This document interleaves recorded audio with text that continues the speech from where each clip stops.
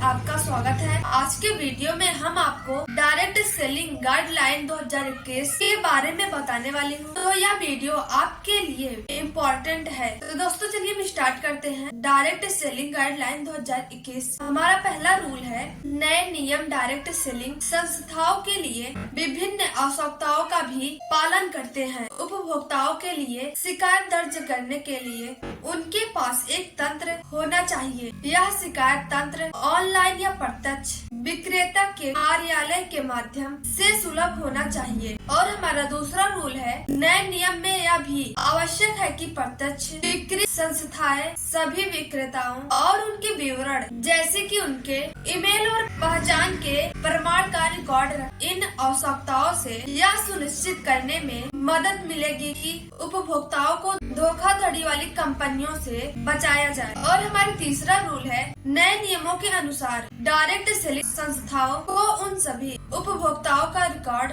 बनाना होगा जिन्होंने शिकायत दर्ज कराई है। इन शिकायतों को 48 घंटे के भीतर स्वीकार किया जाना चाहिए। और हमारा चौथा रूल है, शिकायतों का समाधान 1 महीने के भीतर किया जाना चाहिए और उपभोक्ता को एक लिखित कारण प्रदान किया जाना चाहिए। और हमारा पांचवा रूल है, नियम प्रत्यक्ष विक्रेताओं को पिरामिड योजनाओं में शामिल होने या उनमें लोगों को नामांकित करने से भी रोकते हैं। और हमारा छठवां रूल है, नए नियम डायरेक्ट सेलिंग उद्योग को अधिक वैध और सुरक्षित व्यवसाय विकल्प बना देंगे। और हमारा सातवां रूल है, नए नियमों में यह भी कहा गया है कि डायरेक्ट सेलिंग कंपनियों को उपभोक्ताओं के अनुरोध पर जानकारी देनी होगी। उपभोक्ता को सूचना के लिए अनुरोध करते हुए एक पत्र लिखना चाहिए, फिर डायरेक्ट सेलर को यह जानकारी देनी होगी। और हमारा 8वां रूल है, उपभोक्ता को इस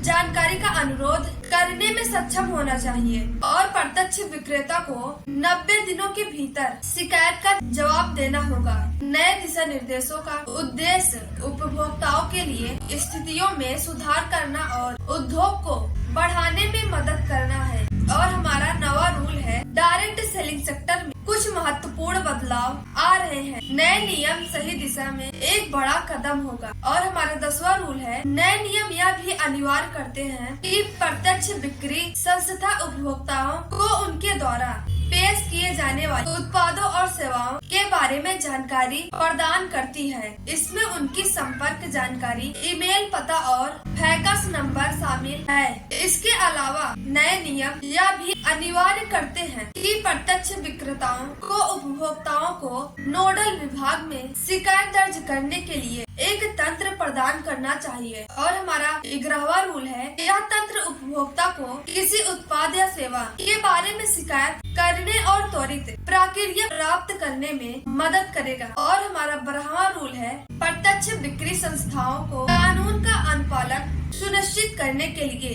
कई नए नियमों का पालन करना चाहिए। मुख्य आवश्यकता यह है कि वे धन संचलन योजनाओं में भाग नहीं लेते हैं। उन्हें विज्ञापनों या वेबसाइट पर डायरेक्ट सेलिंग या मनी सर्कुलेटिंग स्कीम शब्दों का इस्तेमाल नहीं करना चाहिए। उन्हें संवेदनशील व्यक्तिगत जानकारी की सुरक्षा के लिए भी सावधान रहना चाहिए। और हमारा 13वां रूल है, इन नए नियमों के अलावा सरकार के डायरेक्ट सेलिंग इंडस्ट्री के लिए नई आचार संहिता जारी की है। नए नियमों तहत डायरेक्ट सेलिंग कंपनियों को पार्टनरशिप एक्ट 1932 या लिमिटेड लायबिलिटी पार्टनरशिप एक्ट 2008 के तहत पंजीकृत होनी चाहिए और उनका भारत में वास्तविक स्थान होना चाहिए। इसके अलावा कंपनियों को स्वयं घोषित करना होगा कि वे इन नियमों का पालन करेगा। डायरेक्ट सेलिंग इंडस्ट्री के लिए नए नियम मौजूदा डायरेक्ट सेलिंग कंपनियों के साथ साथ उन कंपनियों पर लागू होंगे जो अभी तक भारत में स्थापित नहीं हुई है। नए नियम उन संस्थाओं पर भी लागू हो जिनको देश में कानूनी उपस्थिति नहीं है। पुराने नियमों के विपरीत नए नियम अधिकतर है। इसके अलावा उनके पास पूरे क्षेत्र के लिए और अधिक दिशा निर्देश है। डायरेक्ट सेलिंग इंडस्ट्री के लिए नए नियम मनी सर्कुलेटिंग स्कीम और पिरामिड स्कीमों के प्रमोशन पर रोक लगा देंगे। नए नियम यह भी अनिवार्य करेगा कि मौजूदा प्रत्यक्ष बिक्री कंपनियां उपभोक्ता संरक्षण यानी कि प्रत्यक्ष बिक्री नियम 2021 का अनुपालन करती है। वे इन उत्पादों और सेवाओं की बिक्री से उत्पन्न होने वाले किसी भी शिकायत के लिए उत्तरदायी होंगे। अगर वे ऐसा करते हैं तो उन्हें 90 दिनों में नए कानूनों का पालन करना होगा। हमें उम्मीद है कि आपको इस वीडियो में डायरेक्ट सेलिंग गाइडलाइन के नियमों के बारे में समझ आ गया होगा। अगर दोस्तों वीडियो पसंद आए तो वीडियो को लाइक, शेयर और चैनल को सब्सक्राइब करना न भूले और बेल आइकन वाले बटन को दबाना बिल्कुल न भूलना। धन्यवाद दोस्तों।